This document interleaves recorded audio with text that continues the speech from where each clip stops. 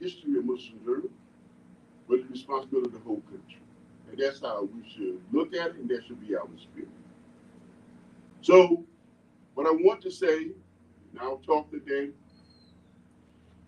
for the naysayers and for those who doubt the longevity of Muslim journal, we are gearing up to get ready for 85 more years. Takbir. Allahu Akbar. We're gearing up for another 85 years. Allahu Akbar. Yeah, that's right, for another 85 years. Praise be to Allah. From Muhammad sallallahu alaihi wasallam, he said, praise and peace be upon him, whoever builds, when you read this hadith before, whoever builds a masjid, very powerful, that's what the prophet said. And listen to these words. Whoever builds a masjid for Allah, Allah will build for him or her likewise in paradise. Many you read the hadith before, right? Whoever builds a masjid for Allah, Allah will build for him likewise in paradise. Alhamdulillah. And I say this, something that I'm going to say, and it's true, some of you may not agree with it, and that's your prerogative. You may not agree with it, but I want to make a connection here. When I was reading this hadith, when I'm looking in the Muslim journal, whether you agree with me or not. I was looking in the Muslim journal where it say Muhammad's Mosque, the nation mosque, number 4. Some of you may have seen this. I want you to listen to this. So this is talking about our history and our life. History and life. They say that mosque number 4 was founded by the Honorable Elijah Muhammad in 1937. How many of you saw that? I read that. In 1937. In 1937, and was erected in 1960. That's our history, in our history. So our minds today must be focused, or should be focused, on our collective responsibility. You hear me? The collective responsibility and the bigger reality. And the bigger reality. I want you to keep this in mind, inshallah. Allah says in the Quran, thus have we made of you an ummah, just enough that you might be a witness over the nations, and the messenger a witness over yourself. So Allah says in the Quran, we are talking about us. This is Allah, this God. That we are a witness for mankind, brothers and sisters. We are a witness for mankind. And what do Allah expects of us? What do Allah wants of us? He wants us to build model community. You hear what we're saying? Allah wants us to be a model community, community models. As a witness for the nation, for and against them. And that's the purpose. That's the purpose of us establishing community life. That's very important. And our community, let's look at the reality. Our community. Our community is formed and made of the building blocks of the Honorable Elijah Muhammad. You think I'm afraid to say that? And that's the truth of it. This community is made of the building blocks of the Honorable Elijah Muhammad that he brought together. And he constructed the nation of Islam. But we know from the first experience to the second experience, the walls, this is the true history. The walls of the Nation of Islam came down. And then the scripture says, and this, make this connection. This is what we have lived and experienced in our life. The walls of the Nation of Islam came down. But it was built again in 3 days. And now, if you were following and registering what we are saying, and can appreciate what we are saying, that all of these former temples, mosques, under Muhammad, that we established throughout the country, now have become masajid. You ever thought about that? Have become masajid. And what did Prophet Muhammad say? Present people of here, whoever build a masjid for Allah, Allah will build the like for him in paradise. Now, like I said, some people would disagree, but look at how many mosques, alhamdulillah, masajid, that Muhammad has set up. Not only the one in Washington, D.C., number 4, but all over the country. Can we have now a great appreciation for and understanding of Muhammad, what he did with us here in America? So he laid the foundation, praise be to Allah, for the future of Al-Islam in America. Though you may criticize him, like I said, some of you may disagree with him, but he laid the foundation for the future of Al-Islam in America. And we have said this before, the Quran and Al-Islam is influencing and shaping our future life in America. And we have to give him credit for that, for those who, I'm not being disrespectful, for those who are sane, S-A-N-E, for those who are sane. They can make the connection with what I'm saying.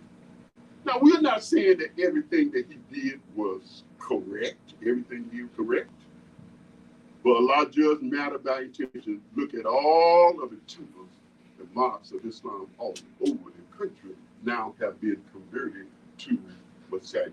Allahu Akbar. Takbir. Allahu Akbar. So, Muhammad, may Allah forgive him his sin and grant him paradise, referred to the Quran as the perfect book. That's how he got related to the Quran. Many of you know that. He referred to the Quran as the perfect book. This book here is what he said, right? He said, this is a what? A perfect book. He said, this is a what? Pure. A pure book. A perfect book. A pure book. And whether you know it or not, he revered, respected, and cared, and was concerned for the Quran. The Quran, as we know, if we know him, was dear to him. It was dear to him. And some of you don't know this here.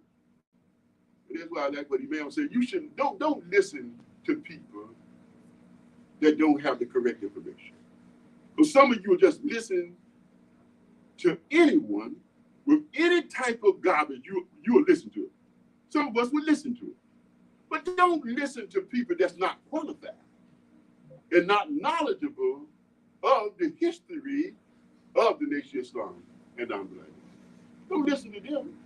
Come to some of these brothers and sisters right here and get it. But you want to go to the naysayers, the critics and everything, and get their opinion. Get their opinion of Al-Haqq and what he did for Al-Islam here in America, and laying the foundation of Al-Islam here in America, helping us to have a place in this world. We should all give him credit for that. So he revered the Quran, respected it, cared for the Quran, and it was dear to him. And many of you know this, that he never spoke without the Quran in his hand. Do you know that? And some of you, man, we don't even do that today. But he never spoke without the Quran in his hand. But also, on this day of Jummah, we should understand too and give credit not only to Dawah Muhammad, the Nation of Islam, for establishing the foundation of Islam in America, Allahu Akbar, but we also, and a Muslim is always fair. This is a Muslim character, Muslim nature, okay? Muslim character, Muslim nature. We're not just concerned about Muslims. If you know Muslim or friends of Muslim who just care about Muslim, they are not a Muslim. Because the Muslim, a true Muslim, their standard is to be concerned and care about Muslim, but also concerned and care about all other ethnic groups and human beings. That's a Muslim. But if you got a brother who's going around with stuff for Allah, I'm just concerned about Muslims. I don't give a darn about nobody else. That's not a Muslim. Let me tell you, that's not a Muslim.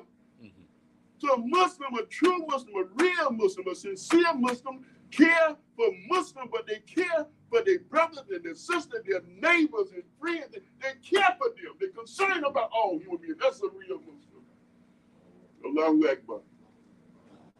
So we have to give credit not only to Dawah Muhammad for establishing Islam and the temples of Islam that they have now become Masjid, and Allah judges matter by intentions. So we know that he must have a high place in there. How many masjid that we establish open? You know, when you really think about it. But what I'm saying is that others made contributions. We need to know the history. Others made contribution to establishing Islam in America. How do you know about the Moorish Saints Temple? The Moorish Saints Temple. Many of you heard about them. Many of you heard about Moorish American, right? Many of you heard about them. Maybe some of you were a part of the Moorish Saints Temple. Maybe some of us are. Were. They also went by the name Moorish Americans. They should be given credit also for establishing Islam in America. That's the history. But also, too, some of you are going to be shocked that I'm going to say this here. The Ahmadiyya community or Ahmadiyya movement, they should be given credit. You hear what I'm saying, brother and sister? So you can be informed and know the history. They should be given credit in the 1920s and 30s, 1920 and 30 for teaching Islam. How many of you knew that? I hope you knew that. Yes. So we may criticize Dawah Muhammad, but he brought dignity and self-respect to our community, the African Americans. And the reality, he delivered us from ignorance and indecency, behavior, and laziness. and laziness. But we're not going to give him credit for that. Not going to give him credit for that. Delivering us from ignorance, from indecent behavior and laziness. I want to share this with you. We just enjoying ourselves today. They're doing it, right? Imam W. Muhammad said, he made a statement. He said, would you have done it the way your father did? How many of you read his statement? Would you have done it the way your father did? He said, no. He would not have done it the way his father did. Introduce Islam or Muslim life to African Americans.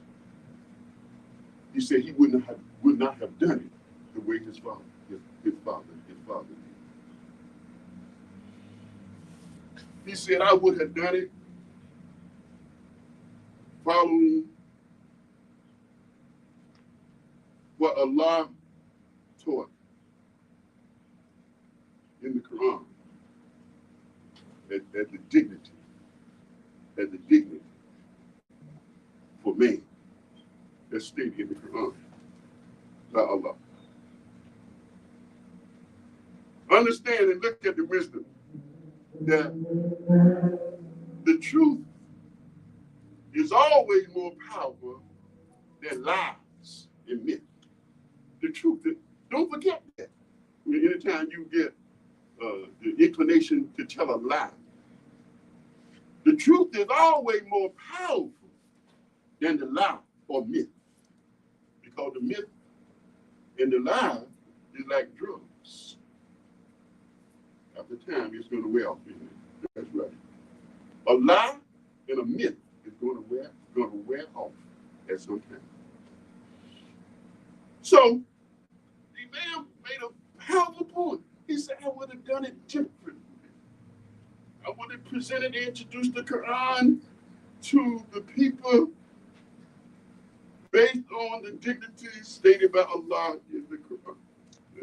Now, I reflected on what he said. And what do Allah say about us in the Quran? The value. What do Allah, brothers and sisters, please listen. What do Allah say about the value and the worth of you and me? Human being. Look what he said. That's how I understand how the man said I would have done it.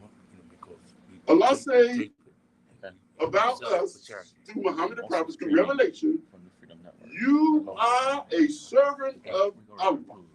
That's how Allah addresses us.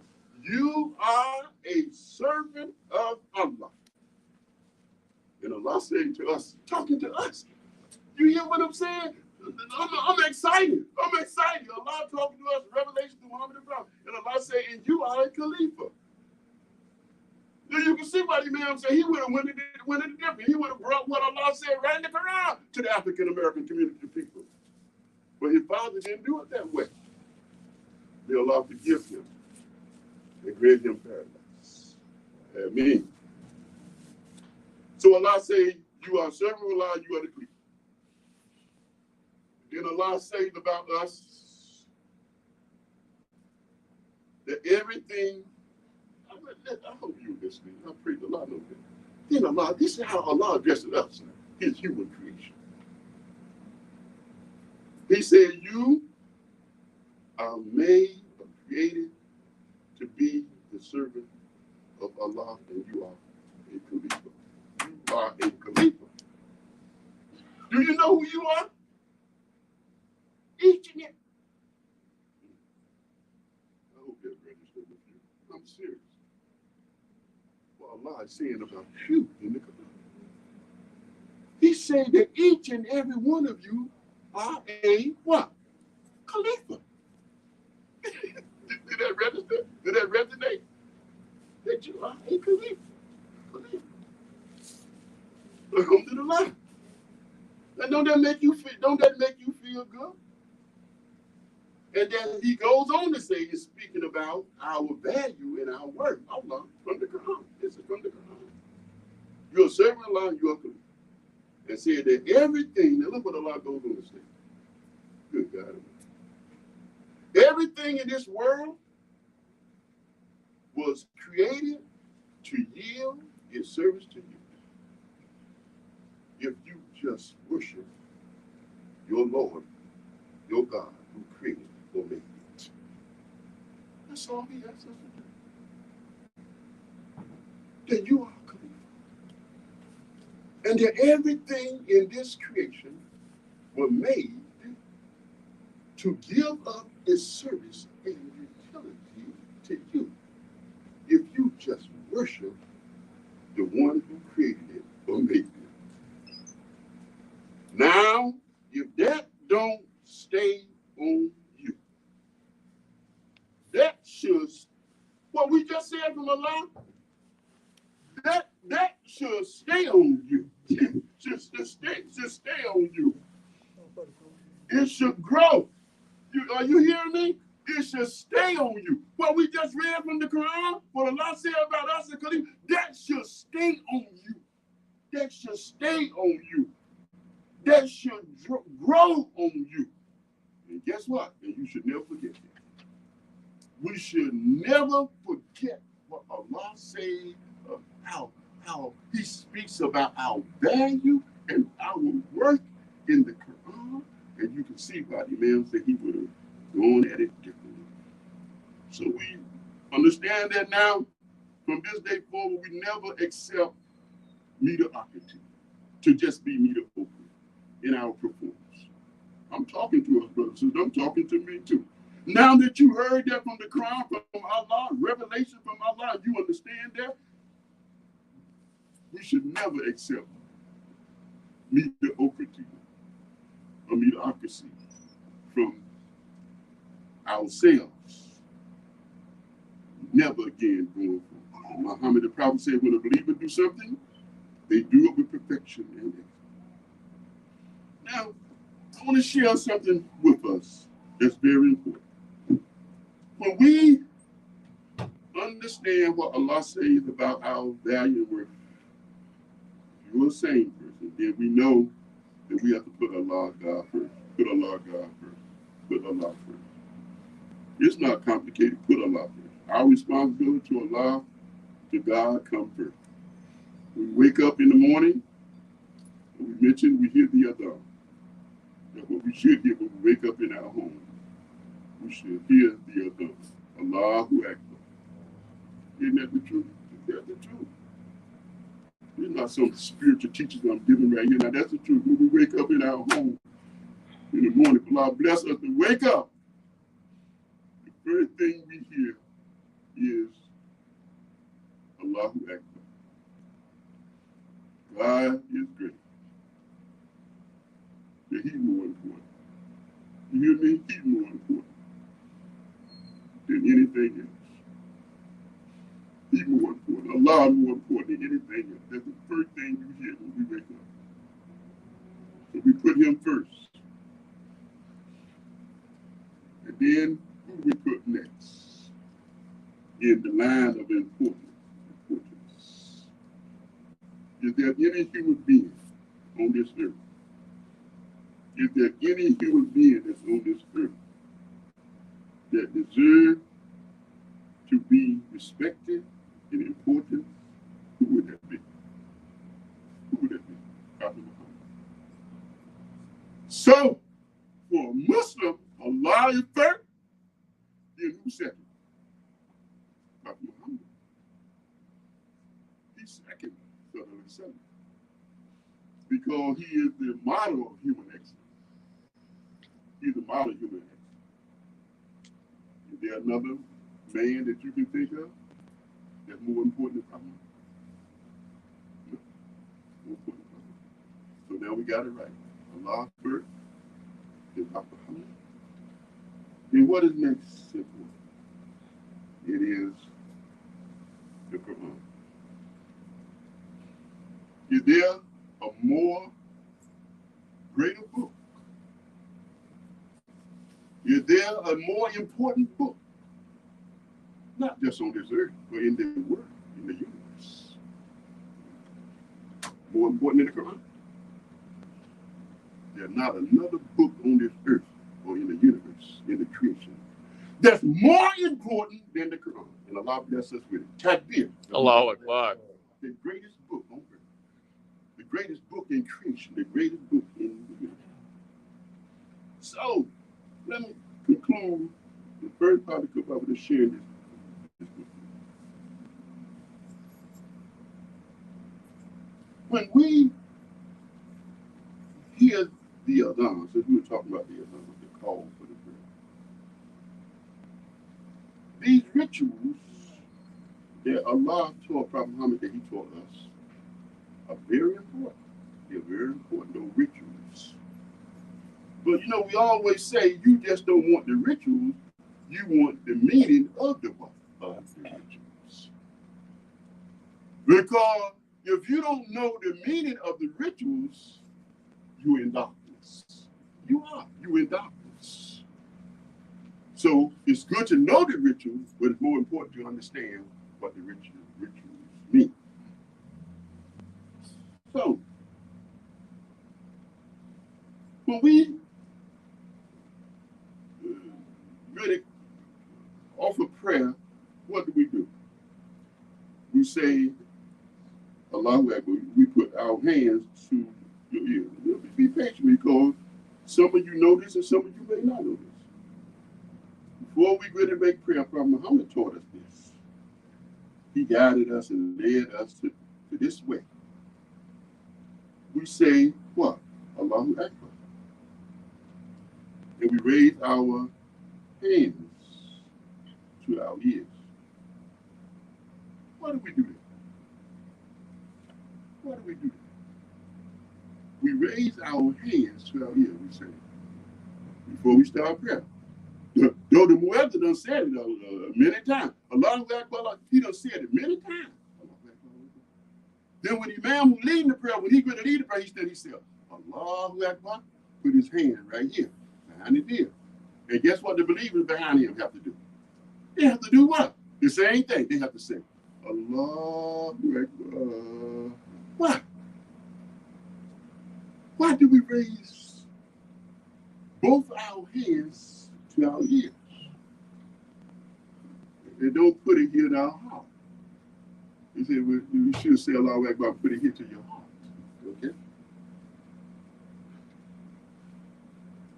Because the ears, what it represents, is great wisdom and value in what we are saying to us so we can understand the ritual of our Prophet Muhammad. Sometimes he led us to do it that way. Raising your hand to your ears,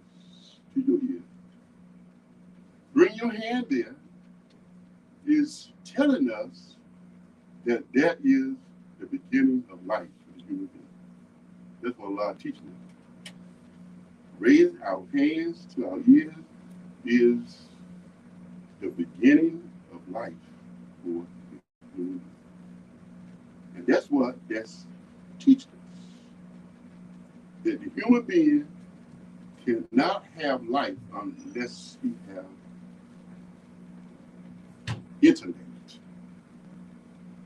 Life comes in our body with what? With intellect. And that's what Allah is pointing to when he instructed Prophet Muhammad. And when we do the prayer, and we say, Allahu Akbar, to our ears, to remind us that life for the human being does not begin until it begins with the intellect, with words reaching the intellect. And what do scripture say? I hope you heard that. That's when life begins. For you are an intelligent creature. You are an intelligent human being. The prophets that were sent by Allah was all intelligent, rational human beings. And that's how Allah sent them as prophets and messengers. So now we understand the value of just doing this.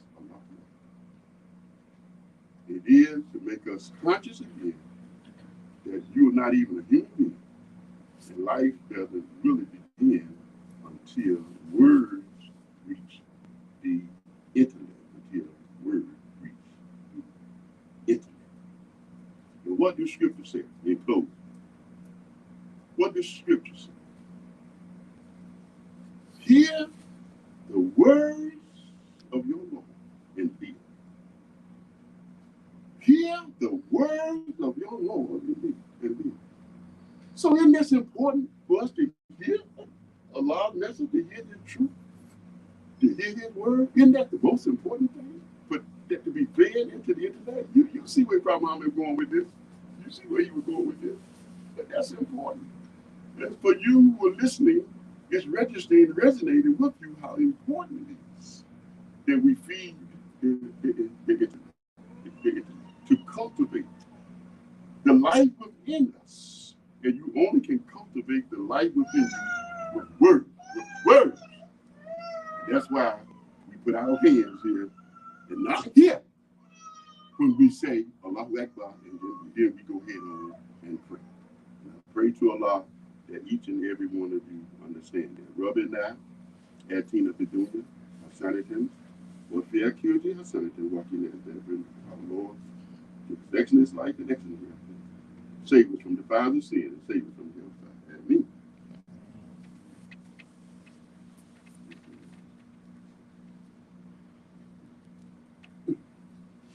Bismillah ar-Rahman ar-Rahim.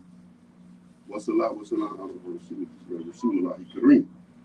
Sallallahu alayhi wa sallam. So the most important thing to cultivate in life is what? Is the intellect or your mind. That's it. That's what Allah teaches us. I'm telling you, the high knowledge and wisdom He's teaching us. Cultivate that life within you, the mind. And you can only do it with knowledge and with intelligence and with word.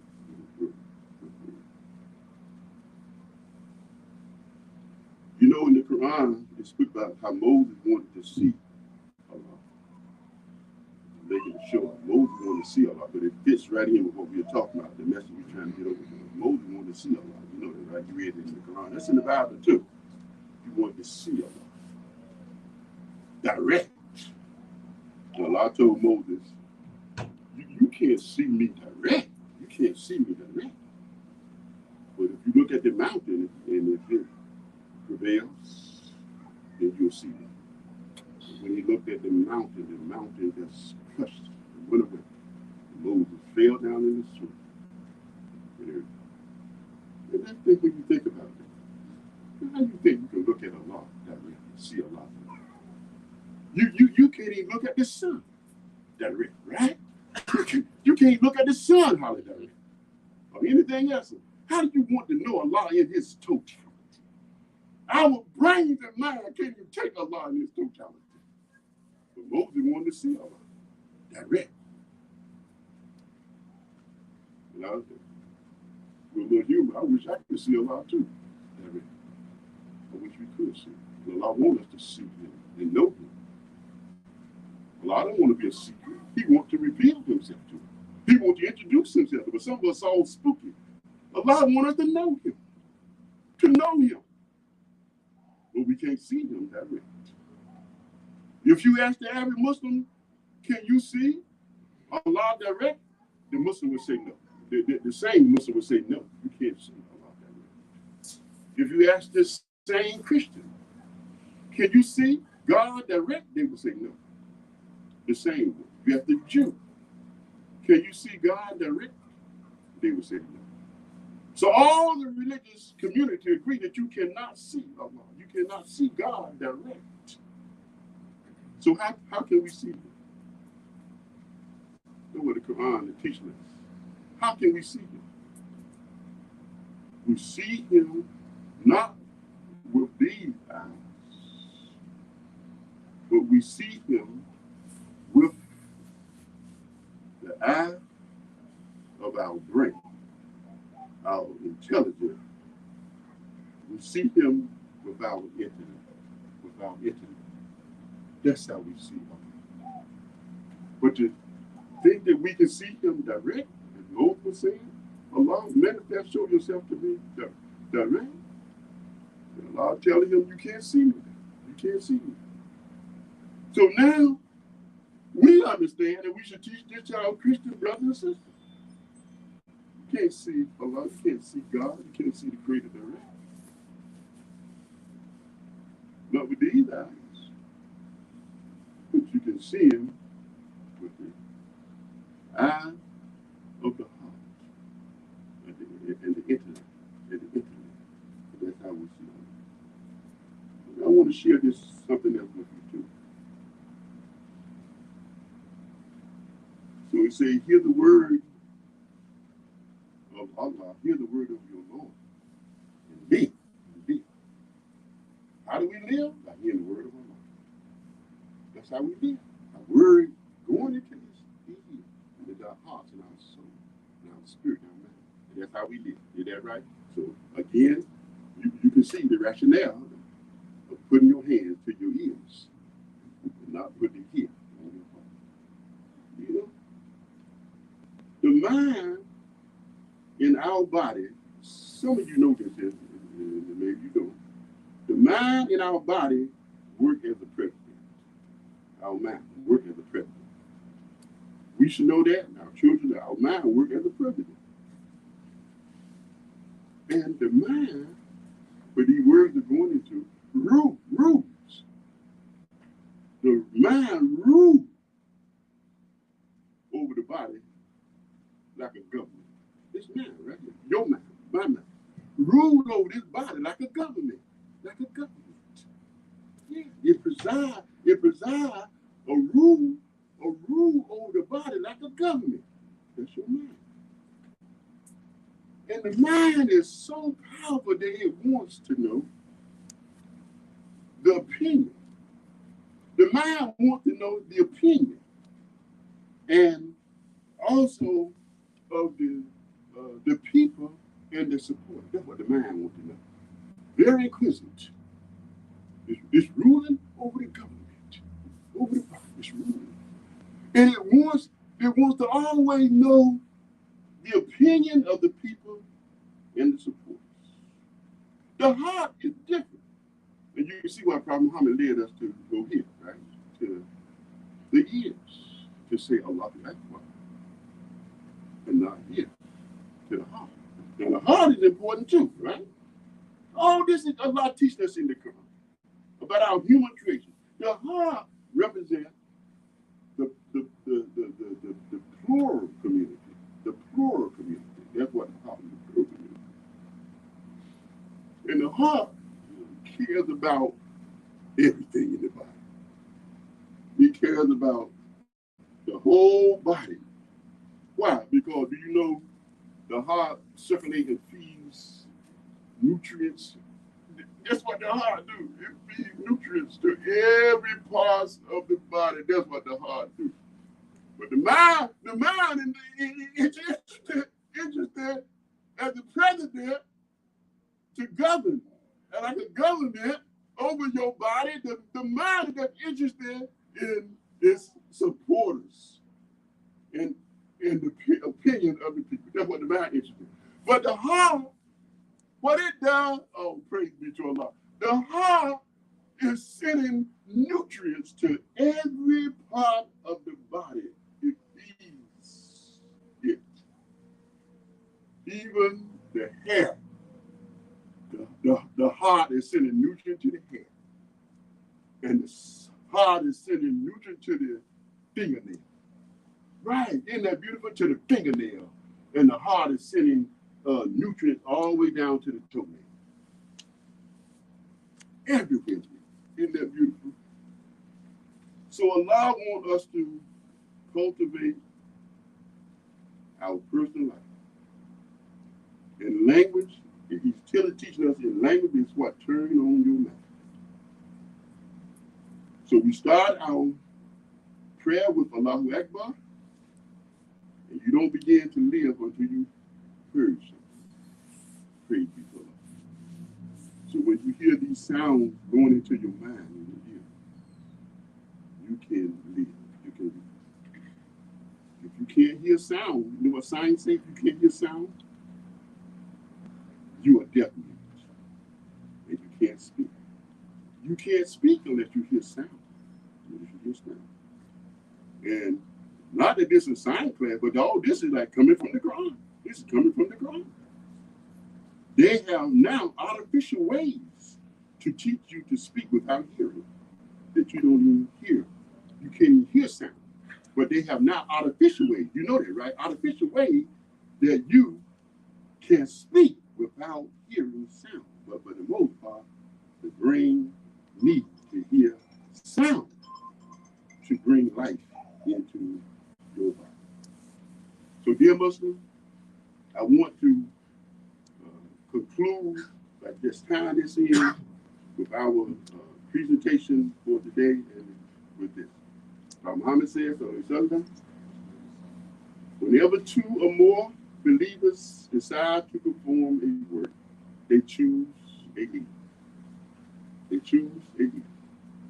This is the saying of Muhammad the Prophet. Whenever two or more people, believers, decide to perform a work, they choose a leader.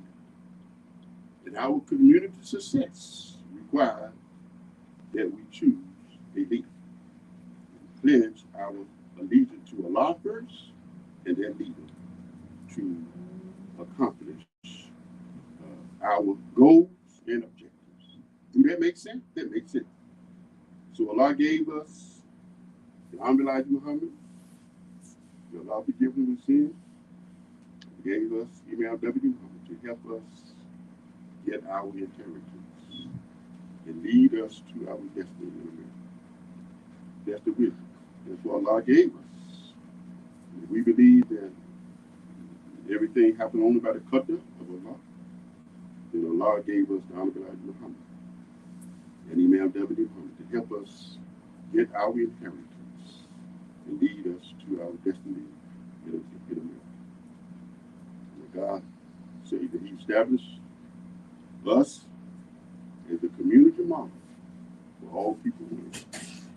And Al-Islam is definitely shaping our future life in America. All praise be to Allah. And dear Muslims, please be reminded that Elijah Muhammad didn't see or was not blessed to see the pure light of Al-Islam. He didn't see it, the pure light of Al-Islam. And he began to see it, and I'm closing with this statement. He began to see it in the last, let's say, 3 or 4 years of his life. He began to see the pure light of Al-Islam. They say around 1958, he made the Umrah, which is called the Mount of Hajj, to Mecca to visit the Kaaba. And there he began to see the pure light of Al-Islam. But Allah rewarded our community in America with His Son, who was blessed to see the pure light of Al-Islam for our community. And I want to share this with you. Those, I hope you appreciate that. And some of you may agree, you may not agree. Praise be to God. What we see taking place in America. What we see taking place in America. I'm talking to us, and me too. It's a wonderful event if you accomplish it. But many are not living with that awareness. What we see taking place in America is a wonderful event. What you see right here today is almost like a miracle. Am I right or wrong? Almost like a miracle. Here, descendants of slaves, former slaves, kidnapped, brought here to this country, to this land, stripped of everything, And here we are sitting in this statue. That is a wonderful event. Some of you is registered. This, what we see, witnessing right here, is a wonderful event. Woo, it's a wonderful event if you understand. Some of you can't see it now. I'm talking to you right now, clear that. And some of you can't even see what I'm saying. But if you think about it, if you understood what happened, Elijah Muhammad, who really was a black supremacist. He really was a black supremacist. And his son, the Honorable Elijah Muhammad, Imam W. Muhammad, from his loin, went against his father. Guess what happened in America? Went against his father. His flesh and blood father, his biological father, went against him to follow Prophet Muhammad. Sallallahu alaihi wasallam.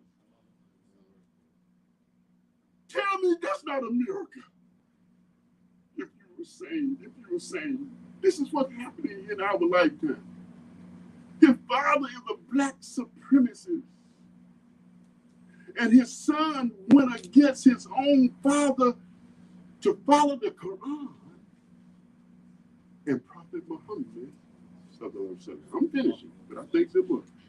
To follow Prophet Muhammad. And what happened? I ain't making up no history. This is what happened in America. You mean to tell me Allah not with us? Allah not here with us? How did all that come about? How did all that come about? And what else? And I'm finishing. In my soul and spirit, I had to share that with you. Think about this here, and we conclude. The son go against his father. How many of you could do that? Go against his father to follow the Quran and Prophet Muhammad sallallahu. And look, they're doing the transition from the nation of Islam to the community of Muhammad the Prophet. There was no bloodshed. No bloodshed. Here this man, the Army Life Muhammad, set up a nation throughout the country. Huh? Throughout the country. With all of his followers and temples there, we say it now, a masjid, throughout the country. And his son come and take over his nation. Brother and sister, am I telling the truth? There wasn't no fights. Wasn't no fights.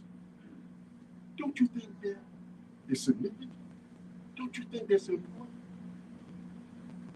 I wish you could see that. I wish you could see that. When then I would go, that appreciate what Allah is doing here in America to help us. To improve our situation, our circumstance, and our condition. And some of you got that picture right here. So what happened during that transition? Not a fight. We didn't really know the temple. They don't know the temple. Some of the strongest support of our name was supported by of his father. You know, that's the name of his father. Yes. And this is what I want to show you to bring this more home to you. If you can't appreciate what you're in. I'm sure some of you what you're in. I appreciate it very, very much. But don't I do. I'm just saying this just to be different. Don't I do. You know better, you do better. Yeah. Here's what's significant. It's not talking against the church or other religious affiliations, and that's what I'm talking about. Do you know many churches, when they change leadership, I'm talking to this is not saying disrespectful. This is what I know. With many churches, as you can see back before, and I'm talking many churches, when they change leadership and change government in the church, guess what